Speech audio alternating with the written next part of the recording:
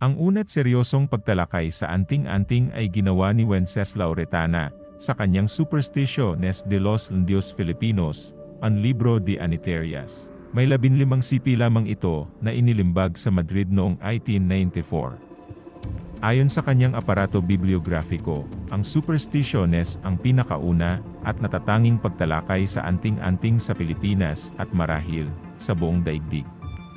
May 3 librito ng orasyones na nakuha sa isang nadakip na tulisan sa Pangasinan. Nakakuwinta sa lig ng tulisan ang mga librito na animoy eskapularyo. Kay Retana, ang mga librito ay mahahalagang etnograpikong dokumento kung kaya't minarapat niyang ilimbag ito ng buo kasama ng kanyang anotasyon. At tulad ng nagaganap sa kasalukuyan, pinansin din ni Retana ang hirap sa pangangalap ng mga impormasyon at materyal tungkol dito. Sa kanyang libro, inuri ni Retana ang iba't ibang amuleto na pinaniniwalaan ng mga katutubong Pilipino. Kanyang napansin na karamihan sa mga katutubo ay nagdadala ng iba't ibang bagay, nakasulat na dokumento, panalangin na may masamang intensyon.